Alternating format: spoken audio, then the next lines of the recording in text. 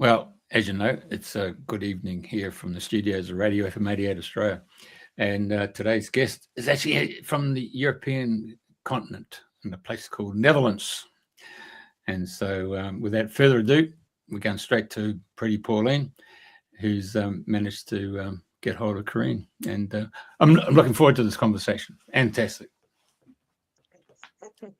So, good morning from here in the Northern Hemisphere and greetings down under. I'm delighted to welcome Querine to us today from the Netherlands in the Holland. And we had a little bit of a conversation about the difference between the names of the countries and how we've got so many different countries and William of Orange. But aside from all of that, welcome, Querine. Thank you. Thank you for having me. It's great. And today we're going to talk about, that animals know, and they know a whole lot more than we think that they know. And I want to welcome you, Querine, and tell us, how did you get into this subject, this topic, because it seems to have embraced your whole life. So tell us more about you and what led you to this. Okay, so I've actually always been able to talk to animals. I've always been very empathic. And I have always thought that everybody had this ability. I didn't realize that this was like my own world.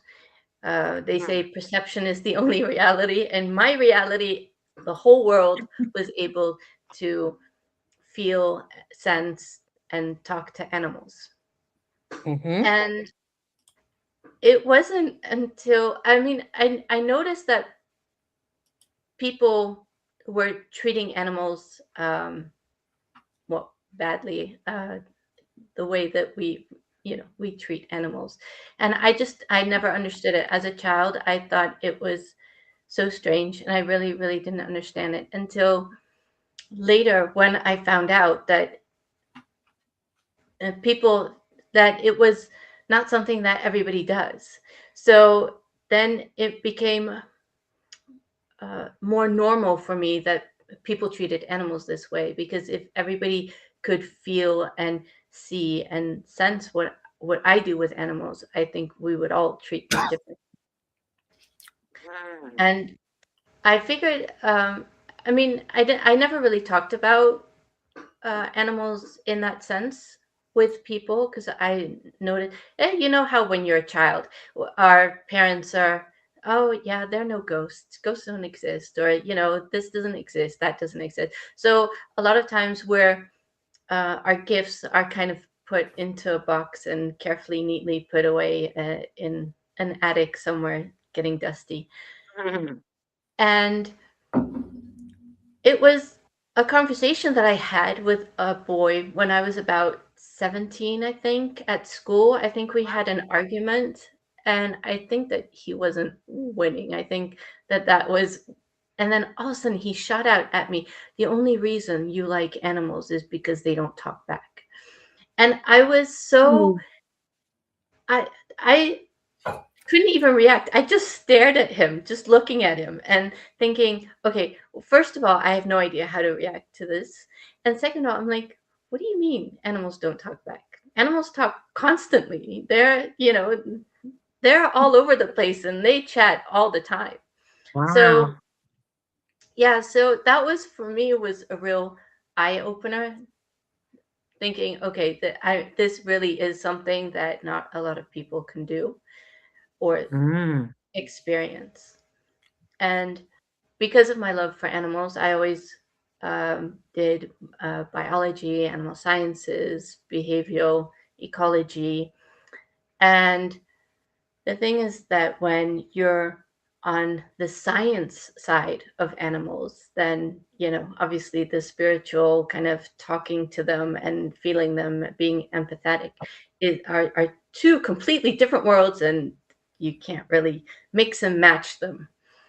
Until I figured, what do you mean you can't mix and match them? Who says, Um, And when my confidence became larger and when I figured I can do both, that's when I started combining both, really. So this is a gift that you've had from birth, and you never thought of it as being abnormal or unusual. It was just a part of an integrated you being you. So, My sister actually asked me only, I think about 2 years ago. She's like, so how long have you had this? Like, I've always had it. It's just, yeah. okay. So do you have any particular animals you prefer the conversations that they give you than to others? What are your most memorable ones? Oh gosh. Um, okay, so I'm gonna answer this. I'm not gonna answer your question, to be fair. Fair enough. Um, but I will kind of circumvent the question. What I do is I actually travel around the world, most literally, to encounter animals. And I do have animals that come to me and they ask me to come and visit them. Oh, And so, and I do, I really try and do that. I had a manatee come to me. Well, it was actually a dugong, sorry, a dugong come to me and, oh, please come and visit me, please come. And I was thinking, where am I going to see a dugong? And I was trying to figure out the best place to find a dugong. And then I went to Indonesia for a completely different kind of trip. I did go for Komodo dragons, for example, and I went into the water, and all of a sudden, just out of the blue, we're looking at corals and just snorkeling and having a good time, and then all of a sudden, a dugong with a baby was right there in front of oh, me, and I think there were only four of us that saw the dugong. I'm not sure about the number, but it wasn't the whole, not everybody that was with us on that trip. It was, and it was just so magical. And scientifically, I'm not allowed to say that, obviously, but it really was. And so what I do is I go around the world, and of course, spiritually, I can visit any animal anywhere. And of course, there will be a connection, and I'll get the messages.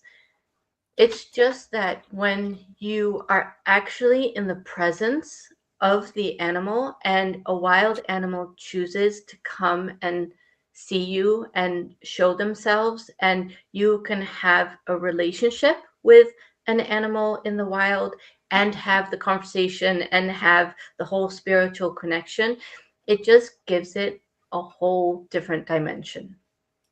wow. Yeah. So did you get to discover why the Duke wanted you to come and visit? It was, I got a lot of messages from the dugong, and I found out that trip was a lot about, um, for me, was about slowing down, was one of the big messages I got for myself. But I Ah, do, yeah, and I do, and also about motherhood, uh, ah, being, like a dugong, and then having such a small little baby was, I mean, what are the chances of just seeing one of those? And it was a bit offshore, so it wasn't somewhere where you would expect a dugong to be. So it was fantastic. okay, okay. And so when in your travels around the world, I understand you've come across some whale sharks and some others that you've befriended. So tell us a little bit about that story. Okay, so um, there are two whale sharks. I Ooh, met Cuddles. I named Cuddles because I was on a trip in Mexico, I was there as a volunteer with the Marine Megafauna Foundation. And Oh, it was 2024, yes, and that's one of the reasons I wrote that book, actually. The purpose of yeah. the trip was to make photo IDs of as many whale sharks as possible, so that they can enter them in the database, so that they know which animal is where and how far they swim, and like you have happy whale for humpback whales. They also have a program for whale sharks, and every whale Ah, shark has unique spots. So mm, it's like when you photograph them, it's like you're photographing like a whale tail. That's how they identify humpback whales. And with whale sharks, they identify the spots on the left side, right above their fin, so that mhm, they always mm, have the same place of the pattern of the spots. So we were extremely lucky because Mexico is one of the places that's very popular for whale sharks, and there are a lot of boats and a lot of people entering the water where there's whale sharks. And we found a spot, and there was nobody around. There was not even a boat on the horizon. We were just by ourselves, and there were so many whale sharks around us that we were spoiled for choice. So we were just lying there, and there's a really strict protocol. Only two people in the water and a guide. So there are three people from one boat in the water. And even though there was nobody there, we strictly upheld that protocol. So we went in two at a time, came out two in, two out. And this whale shark came and was really curious. And the thing about whale sharks is, and Jeffrey, a little tip for you when you go swimming with whale sharks is that their um, upper layer is the coarsest sandpaper that you can ever wow. imagine. And if you Mhm. touch them, it just peels off your skin. That's how coarse it is. Yeah, And okay. when you actually jump into the water, you don't only look around you, you also look underneath you, because whale sharks, they just swim. They're not scared of anything. They just swim. And because they're filter feeders, they stay a bit at the surface. And so if a whale shark is underneath you, the first thing you do is hope that you can actually get your knees up to about your ears so that you don't get um, injured from the coarse skin. Anyway, Wow. so yeah, so we were there, and Cuddles kept coming really close to us. So we kept Mhm. having to move out of the way because, we obviously, out of respect, you don't touch the animals, but whale sharks, you definitely don't want to touch the animals. Okay. And so, and it just kept being near us, and we didn't have to swim with it. It was just around us, and we're just having an amazing time with Cuddles. And then the expedition guide said, okay, we have to go. It's time, it's so we all got out of the water. And Cuddles stayed around the boat, and he was in the back where we all had come out of the water. And he was just kind of like nudging the boat a little bit. And when we didn't come back into the water, he actually swam underneath the boat, and from underneath was like kind of bumping the boat, kind of being like, Ah, ah, hello. quite And playful obviously, then. as a scientist, I can't say that he would, he was telling us to come back into the water. But as an animal communicator, I can definitely tell you that he was really curious why we weren't coming back in. So Yeah, yeah, yeah. yeah, and it was, and I called him Cuddles because obviously he was just nice and cuddly and especially for a whale shark. I never had that experience before. So Mhm. Cuddles. And that's one of the reasons why I actually wrote this book, because of all the messages that I was getting in from, Ah, wow. yeah. Yeah, from the whale sharks. From Cuddles. Yeah, from Cuddles and from Floppy. Okay. And Floppy, sorry. And what kind of messages were they communicating with you? Well, they're on the book, and it's actually coming out on August 30th on National Whale Shark Day. So I thought that was the best. Hold on. August the 30th. Yeah, the 30th. August the 30th. We're talking 3 days from now. Is National Whale Shark Day. It really is, yeah. And I have to say that normally I go around, like I said, I go around the world and I take my own pictures, but I actually collaborated with the Marine Megafauna Foundation, and they were generous enough to provide their absolutely professional pictures with me, their photographs. And so they're the ones that photographed the whale sharks. I mean, I have my own whale shark photographs, but these are for the Marine Megafauna Foundation, and the messages are mine. And I have, because I know many people that work at the Marine Megafauna Foundation, and they're absolutely fabulous people.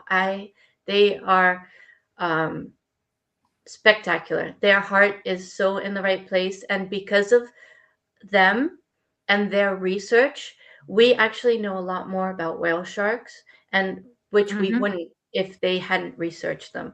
So the net proceeds from this book actually goes straight to the Marine Megafauna Foundation. So it's a great way to actually help and to, bask in the gentle wisdom that whale sharks. That's extraordinary. Extraordinary adjectives that you use, the gentle wisdom of whale sharks. Most people would think immediately horrific ideas about whales and sharks. Combining the two of them together is a monstrous idea. But when you say and you speak like this is the gentle wisdom of the whale shark, it's the complete opposite. We've got the wrong idea altogether. The thing is, humpback whales have the name the gentle giants of the ocean. I have to say, having swam and with both of them, I have to say that actually whale sharks deserve the name the gentle giants. I'm not saying humpbacks don't, but gentle, yeah, they're definitely, I mean, they're as big as bus. I mean, they're huge. And being the biggest fish in the ocean, whale sharks are huge. But they're extraordinary animals. I was amazed, and that's why I actually went back another time, and I went to Tanzania, off the coast of Tanzania, and I swam with whale sharks again because of my experience with the Mexico whale sharks, and we met Floppy. Excuse me. Floppy was actually not a name that I gave. Floppy was actually already named. And I think it was, if I say it correctly, Chris from the Marine Megafauna Foundation actually named him, and he's in a database as Floppy. Poor Floppy. He has scars all over him because whale sharks, they're, as I said, being filter feeders, they stay at the surface. So, and they don't go out of the way for anyone. They're like, I'm a bit of a baddie, so I can handle anything. But unfortunately, the boat propellers is something that they don't win from. So he has scars all over the place. And poor Floppy, the reason why he's called Floppy is because his dorsal fin was not cut all the way, but cut far enough off that it flops over. Because the fishermen, and I don't mean this as a judgment call towards the fishers, but the truth is, fishers, they think when whale sharks get stuck into the nets of the fishermen, it's easier for the fishermen to cut the fin of the whale shark so Oh that God, it can yeah. free itself instead of cutting the net and then repairing the net later. So you'll see a lot of whale sharks with their dorsal fins kind of floppy. Floppy. Yeah. So, and this floppy swam slower because of the scars, the injuries that he had. And Mhm. which actually for us was nice because it meant that we could basically keep up with Floppy because whale sharks, even though they look really effortless, they swim really fast compared to us. And even when we have fins on, it really is a workout trying to keep up with them. So, and it is just amazing that even though Floppy had these bad experiences, they, whale sharks still tolerate us. And some of them don't. And if they don't, they torpedo off and that's it. They're a shadow and then gone within seconds. It's, that's how fast they are. And Floppy really tolerated us. So we kept up with him and um, mostly, like I said, it's still a workout, but it was nice to spend time. And I really had a lot of eye contact with Floppy. And I have to say, people were laughing at me because every time I had eye contact, I waved at Floppy. it was it was a reflex. I was like, "Hi, it's me, remember?" and so and there was this one time where I was the last one actually still keeping up with Floppy. So it was just me and Floppy and nothing else. And it was so amazing. The feeling of just, it was like flying through the water. And we were really bonding.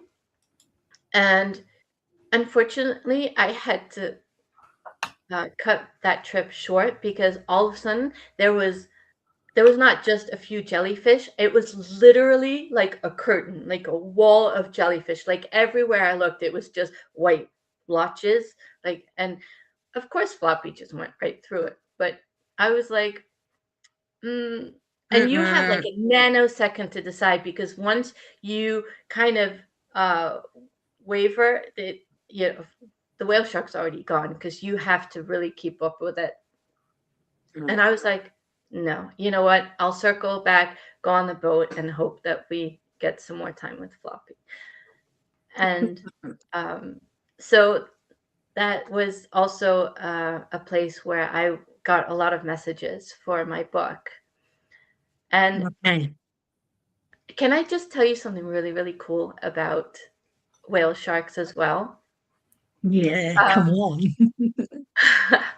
Okay, so to identify them, what Mhm. there were scientists and they were trying to figure out how can we identify the individual whale sharks. Just like I said, humpback whales are easy because the tails are all unique.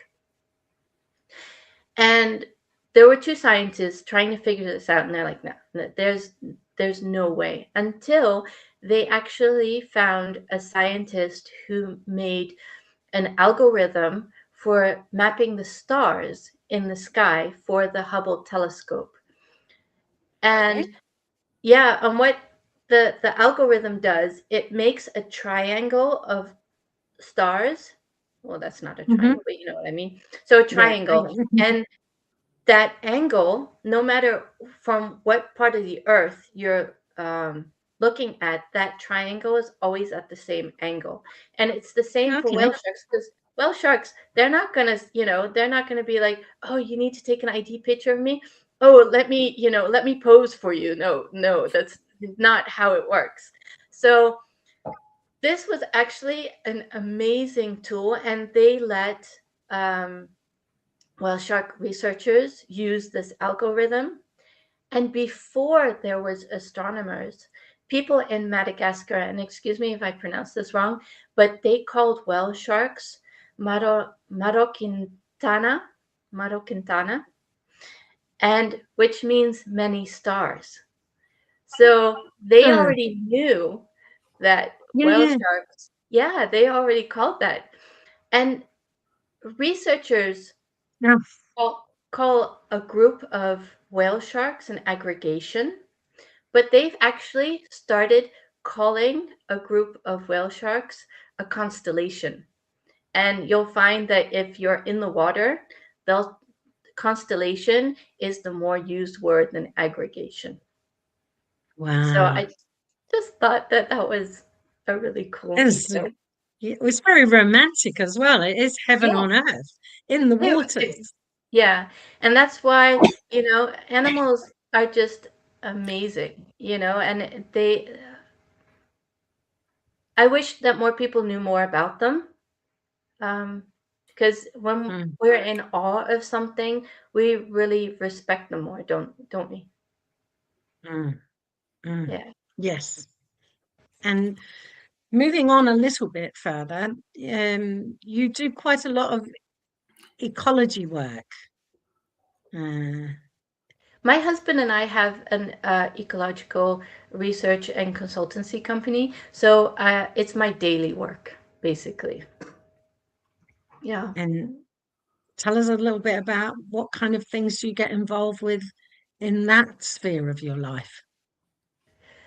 So that would make me more the scientist, the field work, the mapping, the and the reports. So there's no, you know, like fuzzy spiritual language in that. So it's very down to earth, but it's a privilege to try and work with animals. Well, in our country, and I think it's the EU wide, but our country is really enforcing this, is that any uh, building that's being demolished, is being built, is being renovated, roads that are being made or needs renovating, or like cables that they put into the ground. Mm-hmm. So any kind of work like that, uh, an ecologist has to actually go and look and see, is there any flora or fauna that's gonna um, have any kind of hindrance from the works. Mm-hmm. And a lot of bat species, for example, actually Oh, are house or building dwellers. So there are obviously species that live in trees, but many of them actually live in buildings. So any okay. building that is renovated or is demolished or gets built, Mm-hmm. we have to go and check to see what flora and fauna are um, there. Right. And And so we do uh, research. So if we do find that there is a species that lives there, then all these protocols go into place, and research can take months. So a lot of people get really annoyed by it, but we do share the earth with animals, and the earth is not just there for us. And okay. Now so I'm going to ask you, I want to ask you a fairly naive question that when you're there doing your ecological research and studies as to a building that's about to be demolished and you come across a particular kind of bat species, are you able to use your animal communication skills to let them know that their habitat is about to be demolished, or what their thoughts are about this? Do you ever kind of mix and match, but not really officially? I do, absolutely. I have to say, I do that with bats as well. And there Mm, was one bat that the house was being demolished, and mm, I warned the bats, if there's any bat in there, you really need to come out. And actually, there was one bat that came out. There was only one bat living there still. Against all odds, it wasn't. We had well, it doesn't matter. But against all odds, it was still there, and it actually came out during the day, and we took it, and we took it into our garden, which I'm not supposed to say live because we're not allowed to do that. But So we put it in our garden until the evening so that it could recuperate. And then when the sun was going down, it could go out and fly on its own and find its own way. But I've done that with beaver. We have, and with badgers, I do that as well. That I really warn them. I mean, all species, obviously, but I know that with a beaver, there was this mother with her babies, and I was like, well, we have special permits to take you to Belgium, and you'll be in a national park where you'll have all the space, and you'll be in like an extremely perfect habitat for beaver. And we were able to catch all of them except the female. And she stayed. She's like, this is where I live. I'm not going anywhere. So even though I have to say, even though you can talk to animals, it doesn't mean that you can actually manipulate animals. Yes. They have a mind of their own. And if they don't want to do something, because I think a lot of people think, oh, because you're an animal communicator, they do what you say. No, no, no, no, no, no. Animals have a mind of their own. And they exercise, their free will. And I completely respect that. And I always ask before, doing something. I always do give them the space to exercise their own free will. And what happens in her case if she's stubbornly staying where she wants to say, this is my home, you're not going to mess with this? And what happens in the end? In the end, there were permits to shoot her. So that's why I was really desperate. I'm like, please listen to me.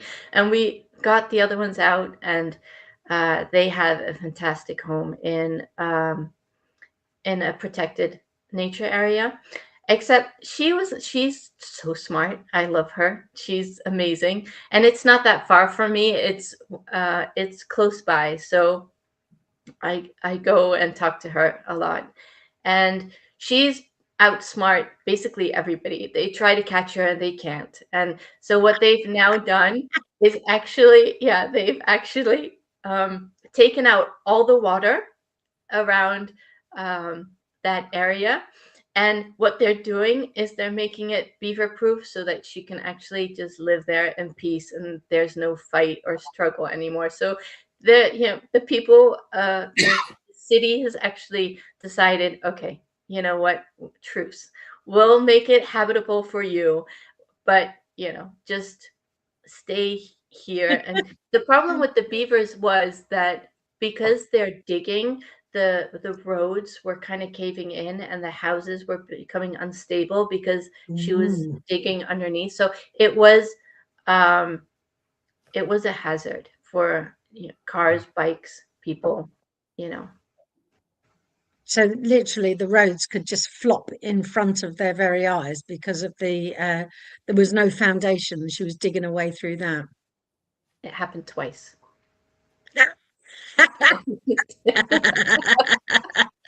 Don't mess with me. I'm a beautiful beaver. And I have to say that I'm rooting for her all the way, like 100%. Because the thing is that the ecologist, like 15 years ago, before they actually built that whole area, should have known that the beaver was already there. It's her habitat. She lived there before they started building. And they didn't take her into consideration. So she's like, well, you're gonna have to deal with me, and I'm not saying that this is the same beaver from 15 years ago. I'm just saying genetically they can actually pass that on from generation to generation. So animals are amazing. Well, that's a beautiful, beautiful story. I mean, they need to mark the area off and call it Beaver Avenue or something. Or Absolutely. beaver sanctuary. I don't know what they'd call it, but this is the beaver's home. Forget it. Yeah, I've been out beavered. I think we should make that into a verb. I've been out beavered. Well, the Americans will be planning it as a new tourist spot, wouldn't they? Looking for beaver. Yeah.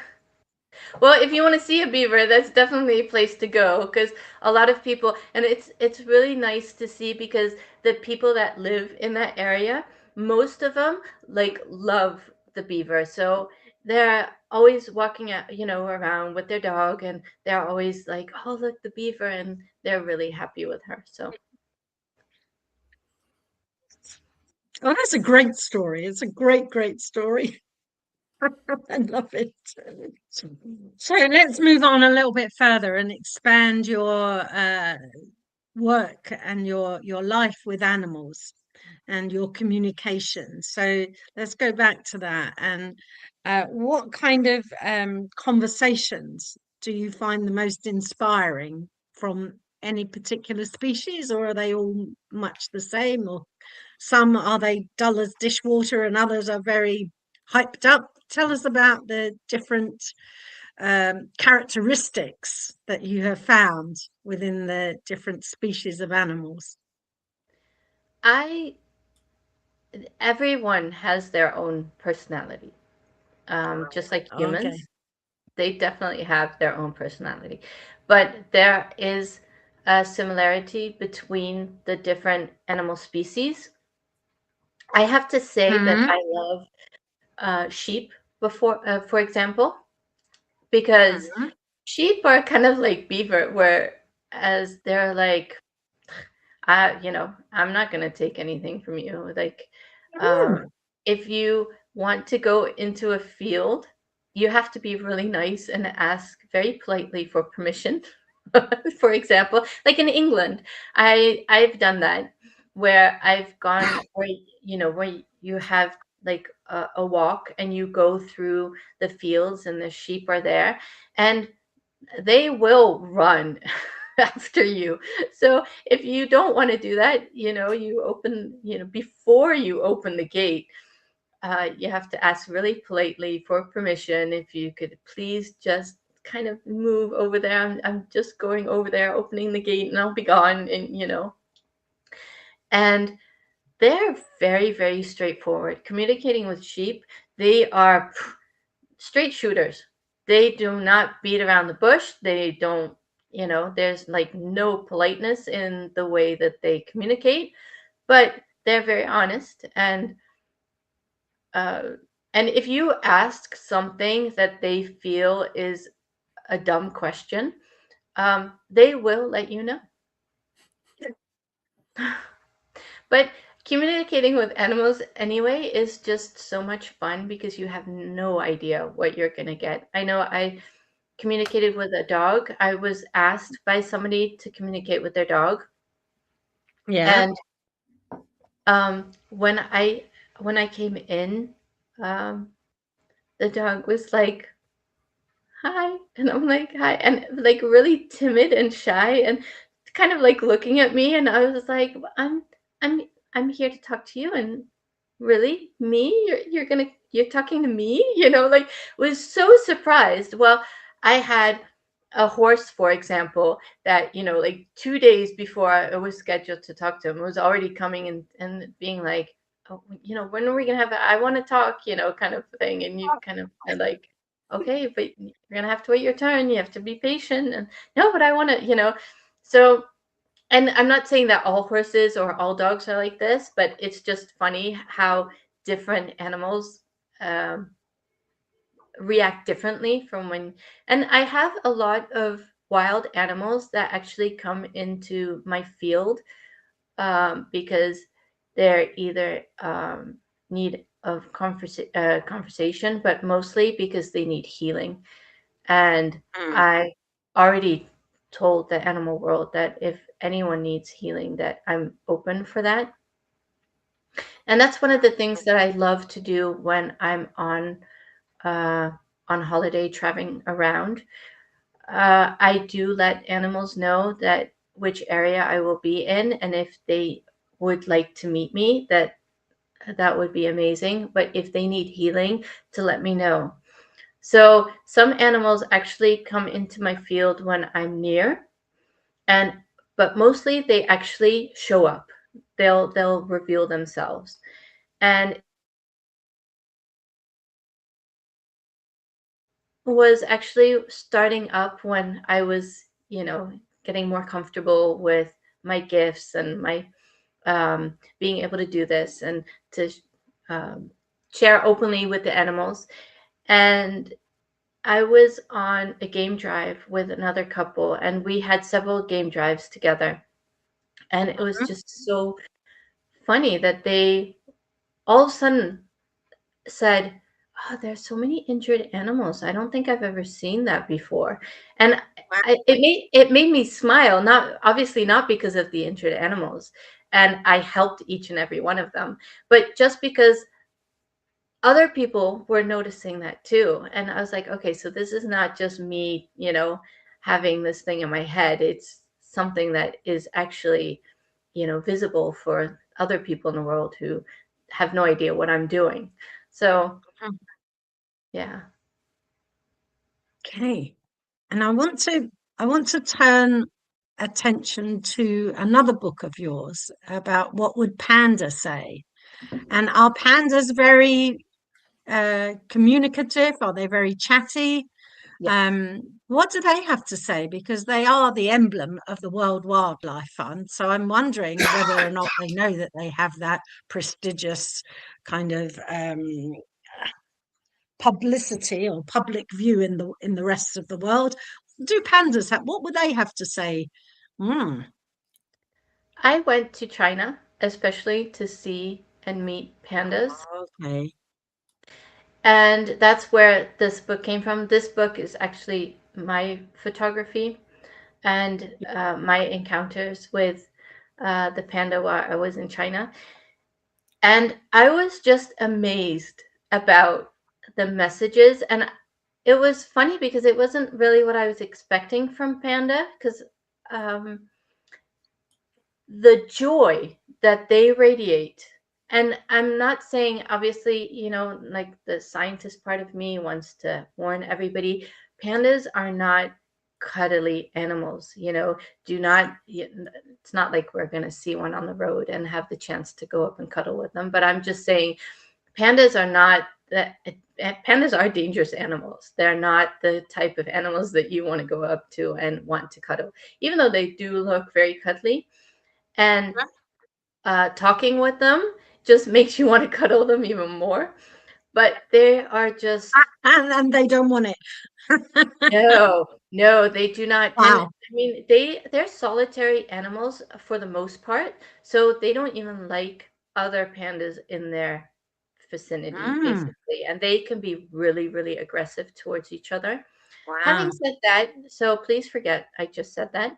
And uh, the joy that these pandas and the carelessness, like they don't care what they look like. They don't care if they look clumsy, or these are all words that we we kind of have like a negative connotation to.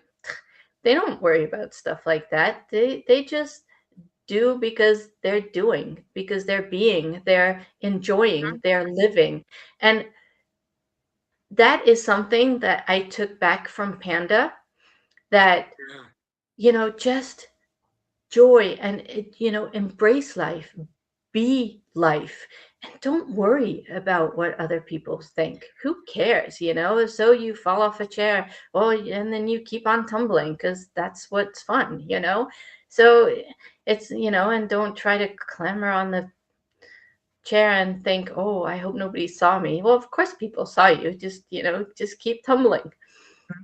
And so they actually had to almost literally pull me away from these pandas. Because I was like, no, I want to stay. I want to stay because it's so much fun. And I was like, So cuteness overload. Yeah. yeah. So being silly with the panda is great fun. Oh, I had so much fun. I had the time of my life. It was like a party, a panda party. And I hope it just, I really hope that the messages on the pages, I've actually had really, really good feedback on my panda book because that one's already out. And one of um, my clients, she actually has it on her nightstand, and she's like, the first thing I do in the morning, she used it as basically her oracle deck, and Yeah. she just opens it to see, okay, what does Panda have to say for me today? And she does that at Oh, night before she goes to bed. And I think that's amazing, and I'm so happy that she is embracing this book exactly the way it's supposed to be. It's not, I mean, obviously you can sit with it and just read it from front to back. I mean, there are not that many words in that book. It's just that if you use it more as like an oracle, I think it'll give you more um, run for your money to say, because you use it more often. yeah. And the more often, presumably, then the more often you use it, the more you connect with the animal Yeah, themselves, even if it's through the book. So, yeah. like you say, pandas aren't walking down Clapham High Street or round Clapham Junction or anything. They're not urban animals. They're not, they're not even part of this neck of the woods. Certainly Yeah. not in Europe. I don't think there's any pandas in Europe, are there? Except in zoos. In zoos. No, they're only China has pandas in the wild, Only China. and they Okay. fiercely protect them. Yes. Wow. Mm. Okay. Are there any other animal species that you've had some glorious encounters with? I wanted to ask you about lions, to be honest. Uh, Many years ago, I was on safari in Kenya, and well, aside from not seeing most of the animals that were purported to be able to be seen during this safari, we came across a lion so it was a male lion, big mane and everything, and the the truck we were in, the van we were in, I must have been like 6 or 8 feet away from it, and it was so majestic and standing so still and quiet and just being a lion. I so wanted to reach out and touch it and stroke it. And then my hand said, no, no, no, no, no, no, no, no. There was this huge wall. Don't touch leave the animals alone. I'm wondering, have you encountered and had conversations with lions? Oh Um, yeah, yeah. I've and had many and encounters. how wise was my choice? I think that I can safely say that for anyone, ever, do not touch wildlife. Ever. Okay. Just All right. because of the respect of the animal, but also because of, the dangers involved. I mean, wild animals are wild. And that's the good part about being Mhm. able to talk to them is that, I can stay a safe distance from them. Yeah, yeah. But yeah, they definitely do look um, very cuddly. Yes, Absolutely. But can I cuddly, just, serene, approachable. These would be adjectives that I would have used in this particular case. That this this this lion was just so welcoming yeah, without saying or doing anything other than just being a lion. yeah. I have to say, I have had an experience with an elephant, which wasn't, well, I actually had one with an elephant where he came Mhm. into the camp, and um, he was sniffing at me, and in a reflex without thinking, and do not do this at home, kind of flag warning underneath here. Yeah, yeah. I Mhm. reached out. I didn't touch the elephant, but I reached out so that he could smell me like you would with a dog.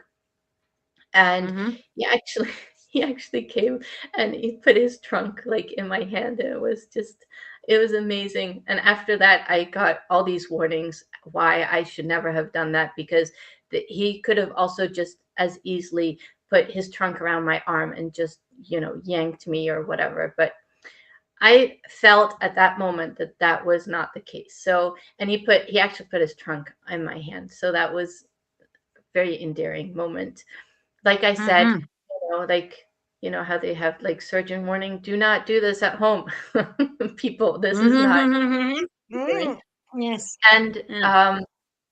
there was another time in India, we were at an elephant festival with a lot of fireworks and a lot of people, a lot of noise, Ah, and I was actually standing in between two elephants, and I don't even remember how I got there. And there was the one elephant to my left actually took a step closer to me, and obviously wasn't leaning on me because I would have just, fallen over. But it was touching me and leaning on me, and I could see that it was crying, and it was so scared. It was so scared. It oh, didn't like all the noise. It didn't like, and so I was there, and I was like, I'll just, you know, cuddle with me. I'm here. I'll protect you. You're safe. Trying to calm this elephant down. And then the mahout, um, the one, riding the elephant, came and was yeah. like, "Well, you have to go away. This elephant is dangerous." And I'm like, This elephant isn't dangerous. Oh, I can tell you for sure this elephant isn't dangerous. No, no, you have to leave. You have to leave." And so I told the elephant, I'm like, "I'm sorry, I have to go." But I stepped back and I stayed close to the elephant so that he could still feel me and know that I was there, because I promised to protect him.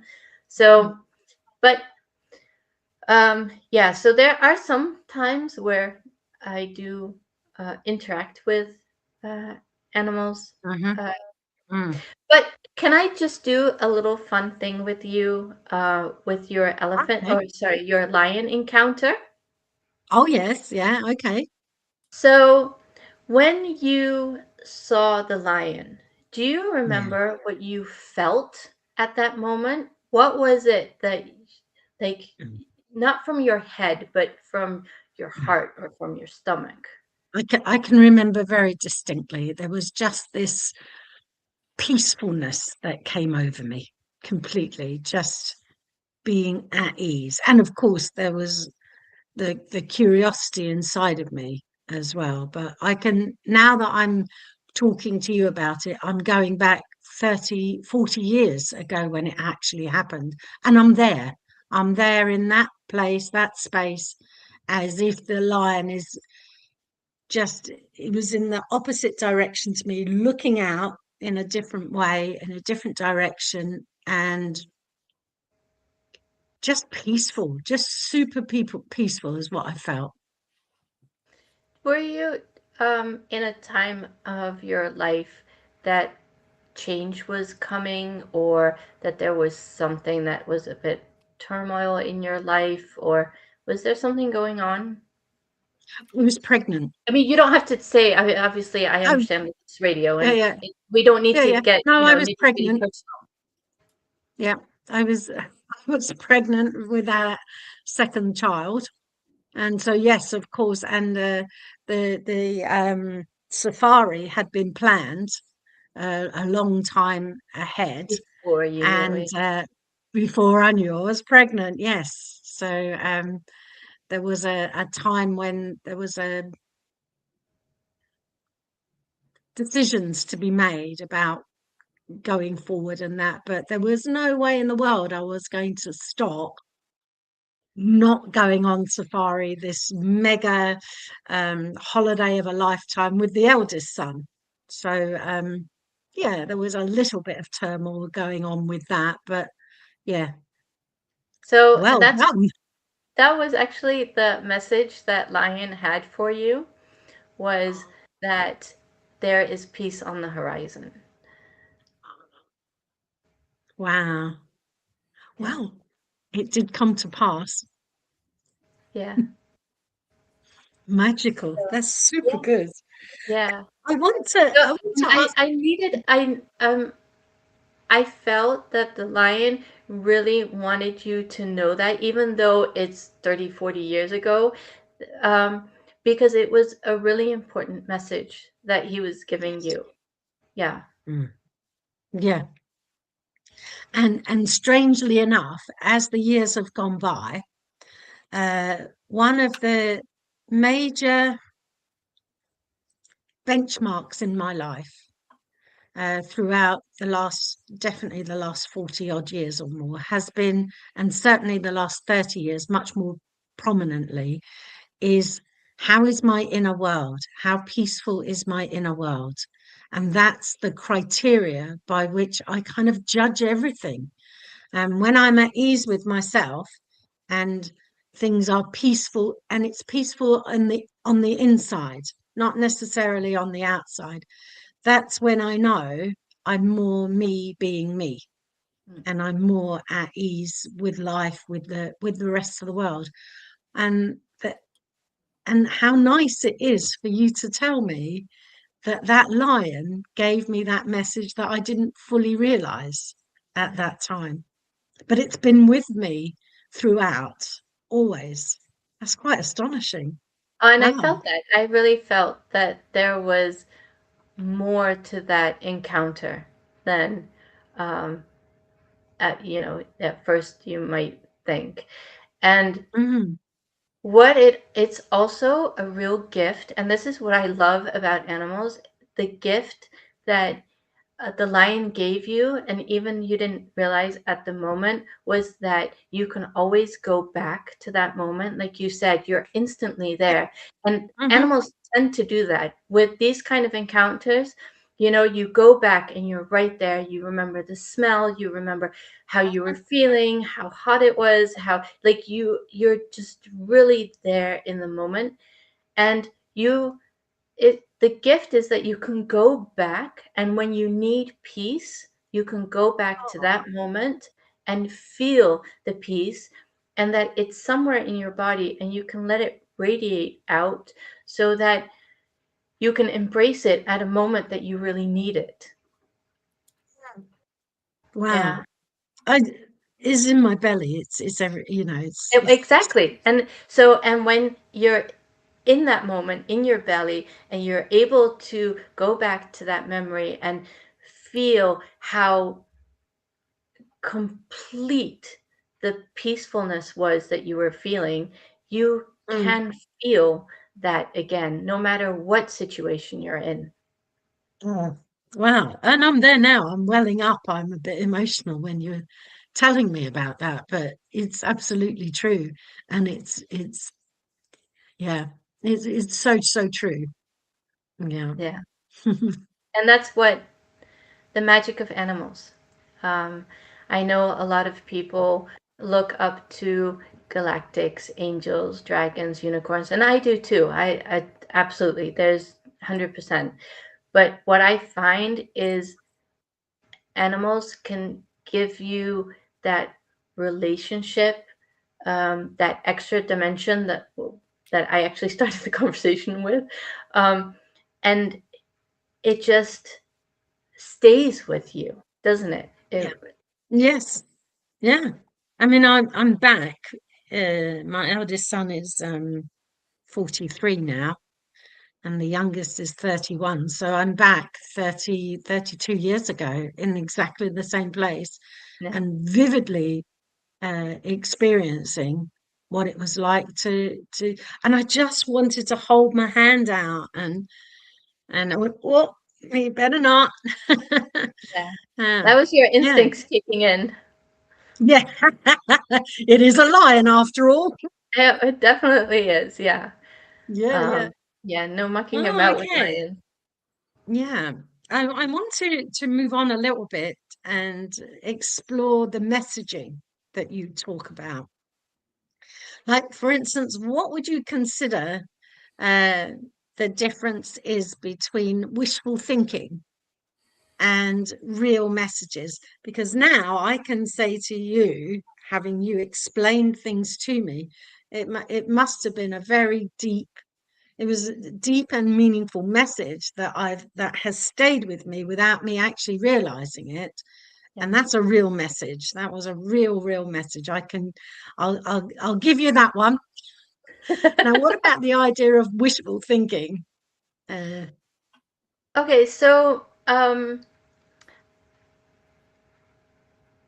me see how I can phrase this. Okay. When you think you've had an animal message, think back. Did you wish for it before or after you saw it? Because if you think, oh, I see, like, okay, how am I going to explain this? If it's wishful, if an animal comes to you, say a butterfly, let's make this butterfly. Okay. A lot of people think, okay, so if I see a butterfly, it's my deceased grandmother saying hello. Okay, so is that wishful thinking, or is it really your grandma coming to say hello? Because that's a real thing. That's a distinction.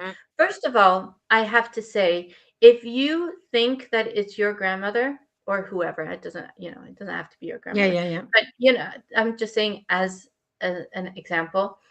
If you think it's your grandmother and it makes you happy, I mean, go with it. Like, who's to say that it's not? So, Yep. but if you really want some tips on if it's real or wishful thinking, does the encounter actually tell you something? Something maybe that you'd rather not hear or rather not experience? Because if it tells you something that you'd rather not hear, it might be wishful thinking. Animals don't usually come and give you bad news just by passing by.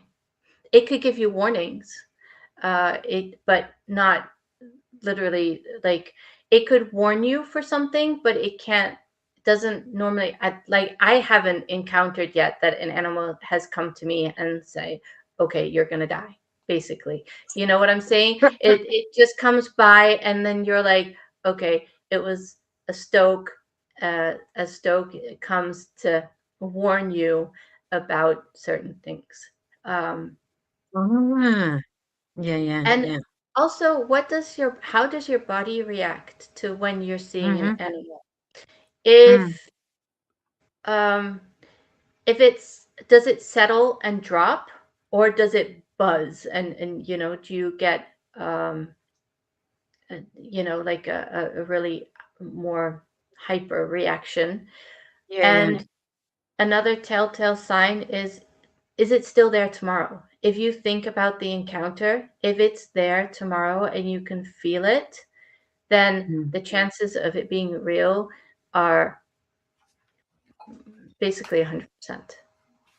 Okay. But like I said, I mean, if you see a butterfly, does it, if you want it to be your grandmother and it gives you a happy day, then who's to say that it wasn't? And what I also would like to add, if you do see an animal giving a message to you, please always be grateful. And it doesn't matter what kind of animal it is, because it's just our dogmas that give certain labels or certain weight to animals. Like, if it's a wolf or a bear, it's magical and it's sacred and spiritual. But if it's a mosquito, for example, then people don't see it as an animal that can actually give you a message, and definitely not a message that says something significant. But there's no difference between which animal comes. It's our labels. Messages from animals are real, always, no matter what animal and no matter what you feel. And if there's an animal that comes and you're scared of it, then there's even more reason to look into that. I know a person who got my hidden messages book, and she was so scared of spiders, and she did a course with me. And in the beginning, I was like, okay, I'll let it go. And then later during the course, I was like, so are you ready maybe to look into spider? And then she's like, oh, I don't know. And then the next time that I saw her, she actually had opened the book to the spider message, and she was like, wow, that was amazing. That was definitely something I needed to hear. So sometimes we're just not ready, or we don't think we're ready for messages, but animals have a very good sense of timing. So Yeah. Yes. yeah. And I have my hidden messages book. It says hidden messages for everyday animals. And obviously the book going out into the world, it's extremely difficult to find animals that you find literally everywhere in the world, and that we can actually encounter every day. So I got this kind of annoyed email from somebody who bought the book and said, where am I going to see a turtle or a fox? Like, where would I even encounter that? And then it goes on to say that the next day, the day after she got the book, she went into a thrift store because she needed to buy whatever, I don't know. And she actually found figurines of turtle and fox. And she was like, okay, this is, this is too weird to be true. And she actually bought the figurines because she's like, okay. And then she went to look what the messages were. And she's like, wow, animals are magical. They really are. And I was like, okay, so exactly, people, this is how it works. So you can put the essence, the essence of turtle and foxes came through the figurines. Yeah, yeah, and it's funny. She's like, yeah, I bought them.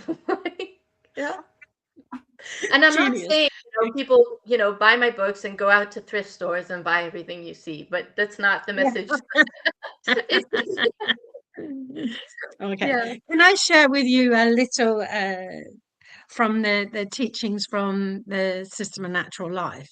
And that is that the mosquitoes are life's way of giving you a free acupuncture treatment. So because I love that. I love that. Because the mosquitoes, they see in infrared. And when they see hot spots on your body, they go straight for it. Like,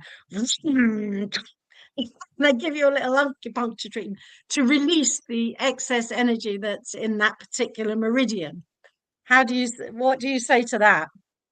I say that I definitely need a lot of acupuncture treatments because mosquitoes love me. They really do. But it's funny because I actually do have mosquito in my hidden messages book. Oh, I do, and I also have fly because I find, that's one of the animals that you really do find all over the world. I mean, not literally all over the world. I mean, in the Arctic you wouldn't find them, but I mean, so yeah, I do have information on them and their messages. So okay. Can you but read I that did to not me, know dear? that about I the can't quite see acupuncture. it. I love that. Yeah. Yeah. Sorry? You like that idea, do you? I do. I love that. And next time I have a mosquito bite, I do always say thank you. Thank you. Thank you. Yeah, even though Jeff, can you scroll back up? I want to see what the mosquito, I can't quite read it on my screen. It's not, let's see if I can. What does it say? Primordial sound, higher humming, connection with the higher through sound, and sound as a path to the source. Okay. And underneath? Same words. So these are actually Daniel Maple's animal essences that he makes. I've met Daniel Maple. I've actually made an essence with him together, which was really, really cool. And these actually help with they're basically the Bach remedies, like the flower remedies that they have. These are animal essences instead of flower essences. And I find that they work really, really well. I love working with these. And I do, if I have a course, I usually also offer these to help with emotional support, that everything, because obviously working on emotional problems, or, like I have a whole healing path, which is, it's, it gets very real and having emotional support really helps. So that's what these are. Yeah. I do have to say that I do have a different message in my book for mosquito, but I do understand. I think that what Daniel's message is the one after mine, because obviously different animals have different messages, but they also have. I think it also depends on what level you are at that moment, and I'm not talking hierarchical. Excuse me. Hierarchical, but it's just that what phase you're in, what the message can mean to you. Yeah. Okay. So I mean, animals are amazing. They know if like what level you're in. So it doesn't matter if you're just ready to dip your feet in the water, basically in the spiritual pool, as to speak, or if you're like completely immersed. Animals will resonate no matter where you are on your spiritual path. Hey, I go for a walk every morning, and I come out of the front stairs, and as I was coming out to start my walk, I had two bush turkeys. It was the first time I've actually had two. Normally it's just the one. I had two bush turkeys, and right out in front. And as I came out, I said, "Good morning," and then I started walking down the road. They started following me down the road. Oh, that's so cute. Just reading that: gratitude, abundance, fullness, and richness. Appreciating life as a higher blessing. Yeah. Yeah, and there were two of them. So I mean, imagine the blessings you're going to get. Yeah. But it could also mean companionship. Two turkeys together. Yeah. Well, we get there's two pairs of ducks in the neighbourhood now. Two pairs. There's two pairs of curlews. I don't know if you know those birds. They're really quite a tall, elongated bird. And when they scream like cats, possessed, But they've come into the neighbourhood as well. I mean, we have a lot of natural bush here. So we've got the Daisy Hill State Forest, which is 20,000 acres. It's 40 kilometres of trails and tracks through there. You can take your horses through there and mountain bikes. And on the other side is 240 acres of natural conservation land with paths in it too. So there's a number of us, I'm just saying mature people, and we walk without any headphones or AirPods, but all the young ones, they're completely oblivious to the sounds of nature, particularly around December when you get the cicadas. They come across, you can hear them just whiz right across the whole landscape. It's quite a cacophony of these cicadas. It's really I just find it really relaxing and quite at peace to be walking amongst nature. And the kookaburras going off. Yesterday I disturbed the bloody swamp wallaby. And it just bounced off, and I said, "Hey, stop there, mate! I just want to talk to you." Yeah, looks at you. Off you go. Yeah. So I have this like 10-second game that I like to do when I go on walks, and maybe because you've mentioned these different birds that all of a sudden are coming into your neighborhood. So the next animal you see today, and there are always animals around, is stop for just a second and don't look at anything. Just notice what you feel at that moment. Well, try and connect with the bird. If you don't know how to connect, just I mean, and you can even keep on walking. You don't have to stop your walk. It's just that try in that moment and feel what you feel when you saw this animal. So for you, it would be, the 2 turkeys that you saw this morning. Like at the moment that you saw it, try and go back and see what it feels like. What is it that's happening in your body? Because that could be a really important message too. And then just say thank you. And it's just a really fun way of trying to attune to what's going on around you. And the more that you do this, the more of a second nature it's going to become. So, and at first it's more of like a game, and then after a while you'll notice that you're doing it without consciously having to tell yourself to do it. Got it. So I hope that that'll make your walks a little bit more fun, and more interactive walks. I went to Australia, like I told you before. I went to Australia and I loved going on walks, and just trying to feel where the animals were while you're walking, and then looking to see, before it moves or something. I have to say that I've experienced something. I've just been to Africa a few weeks ago, and I was walking in a rainforest, very dense forest, very difficult to see. And we were walking around, and all of a sudden I felt 3 heartbeats. And I was like, okay, this is weird. I had no idea what to do with this information, because like I said, I'd never felt or experienced this before. And 3 heartbeats. So I was like, okay, don't panic, just go into yourself, feel what it is. And I felt 3 like bigger heartbeats and a small heartbeat, basically. And then maybe like about 5 minutes later, we saw 3 forest buffalo, a male, a female, and a baby. And I was like, wow, I felt their heartbeat before I even knew that they were there.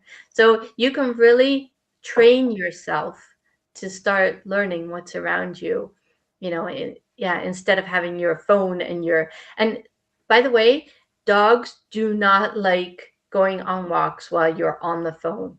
Dogs want that connection. They get really annoyed. If I know I had a dog, and if I took my phone with me, she'd turn around and walk back. She wouldn't go. Because they want your full attention. It's not just them doing their business. It's them, having their time, and having, quality time, basically. Got it. Wow. So just a little. Sorry, that was something that just popped in, that they were like, don't.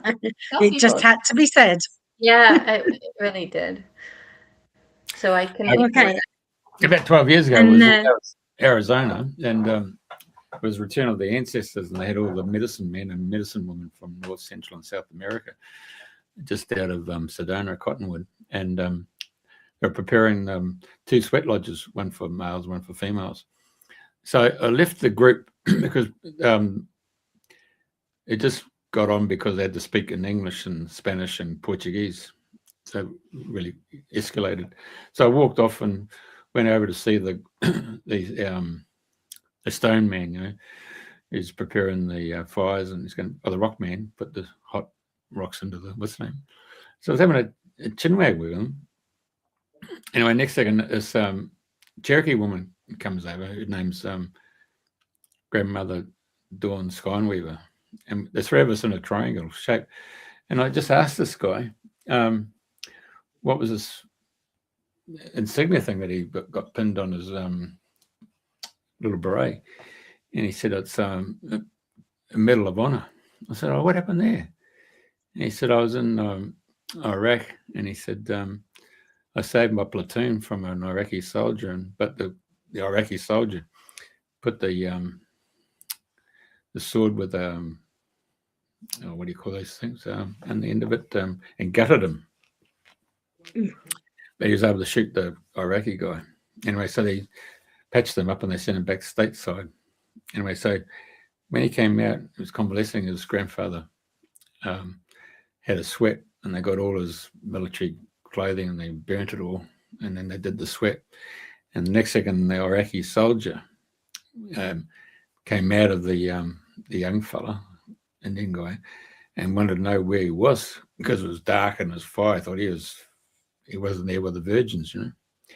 And so he raced out of the sweat lodge, and his grandfather managed to trip him up, and he fell on the ground, and he just threw a bucket of water over him, and then the spirit of the Iraqi soldier disappeared. And I said, well, that's pretty profound. The next second, grandmother said, it's not a subject you shouldn't be talking about. No, he's come all the way from Australia. Well, I'm pretty open and talk about it. The next second, the big group stopped, and they were looking at us because above us was 3 eagles in a spiral just around us in the energy field. So they asked us what we were talking about. So anyway, I said, well, did you actually find who your animal totem is? Yeah. He said, when I was 13, we had this, what do you call it? The journey of the young boy on his manhood trip, and had to do his vision. Walkabouts? No, that's the Aborigines. This is Red Indian. So he had to go and do a sweat and do a vision quest. And he said he left his body and he came across the plains, and there was all these buffalo. But in the front of the buffalo was a big white buffalo. And he came in and became one with the white buffalo. So he told his grandfather and his father about it. I said, well, what's the white buffalo mean? He said, it's a provider for the tribe, but also the strongest medicine. I said, just amazing to stop and have a chat about someone's culture and how they come about. And he said, well, if you're a Christian, I mean, you could say that the guy called Jesus, he's got either the rooster, well, the mother hen, I beg your pardon, or he's the lamb. He's got 2 different animal totems. I said, oh, yeah, okay, fair play. So there's another culture looking at another culture. Yeah. Yeah, it's amazing how different cultures actually see animals. Actually, I've written a little bit because in my Hidden Messages book about how different cultures see that particular animal. That's actually also my photographs, by the way. And the dog is actually my dog. So just so you know, just a little personal detail there. Yeah, but yeah, so I do have like folklore in that book because I find that it's so interesting how different cultures view different animals. Yeah. But thank you for sharing that. That's an amazing story. And white buffalo is very sacred. Do you ever get to read them books, The Clan of the Cave Bear? No, I have to look into that. There was a major earthquake, and this young girl was able to survive. She was the only one that survived her tribe. And when she left the area, and she realized that there was a lion tracking her, and she ends up getting into a cliff of a rock face to protect herself from this lion. But the lion goes and paws her, and so she's got this big, huge lion claw mark on her thigh. Anyway, by the time there was a whole lot of noise, and it was another tribe that came and they looking after chasing down that lion. The lion got away, but she was able to step out, and she managed to cover herself. And anyway, she went back. They took her in in the tribe, and she was very good as an athlete, hunter, and everything else that went with it. Anyway, the medicine. Then the chief was about to pass on, and they had to go and get a new tribal leader. And there was one fellow there who thought he would be the new tribal leader, and his totem was the rhinoceros. Oh. Anyway, so he stepped up and said, "You're like the bull in the china shop." And then the medicine man said, "Nope, it's the girl." And he said, "No, she's from another tribe. No, she's part of our tribe, and she's already been marked by her animal." And and of course he goes into the bloody teepee and pulls out of his bag. He's got this bloody paw mark of a lion, and he goes there and he gets the girl to lift up the skirt that nobody really had seen before, and there's a handprint of the Oh, wow. lion. Puts the paw in there, and he said, there she is. She's marked by the lion. And so it was really interesting. Wow. Really quite deep spiritual books. Wow. Mm. Oh, I definitely need to read that now. Thank you. I'll give you the pressing of the story now. You don't need to go and read it now. Yeah, sorry about that. Yeah. If we're talking about spiritual books, something that if you haven't read these books, the Horses Know trilogy from Lin Man. And Lin Man is actually somebody that I came to know after I've read her books. And they are phenomenal. They really are amazing. I actually have, she actually read my my books, and she's actually on the back cover of my book, Mhm.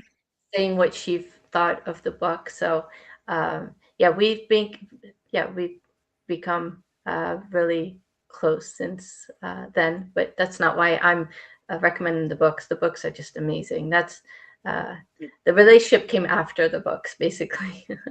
So trilogy of horses, yeah, is that what it's called? The Horses Know. Oh, the Horses Horses Know. Know. The Horses Know, yeah. And it's a trilogy, yeah? There's It's a 3 trilogy, books. and she goes out and makes spin-offs of. So she has an amazing amount of books about but it's just the trilogy, and then if you want to read, there are more books about it.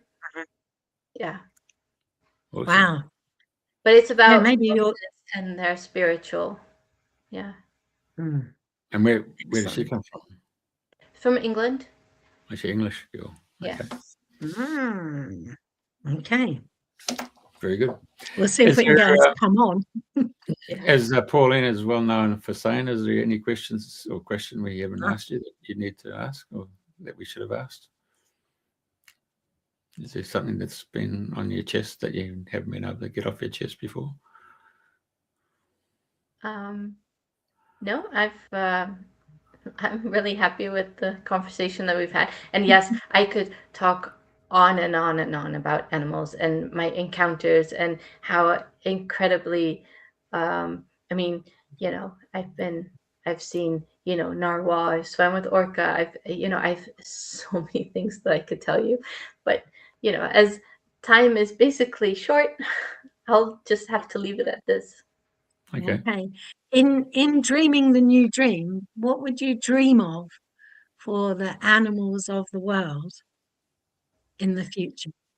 That they have their habitats back and they're treated with the respect that they deserve, and that we live beside animals and not think that we're above them or they're below us. And yeah, that would be my absolute. That's why I actually also write my books. So to hope to inspire people to see animals differently.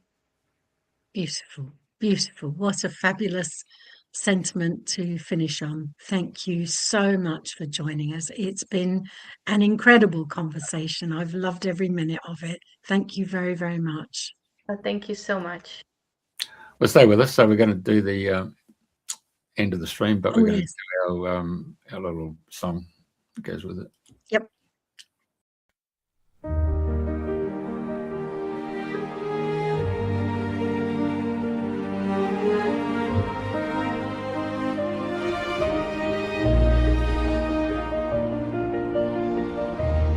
We are dreaming the new dream, transforming reality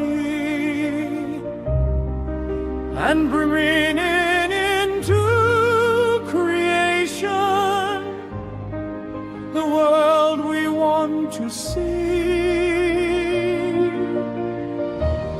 People are dreaming the new dream, following their heart's desire, being the change they want.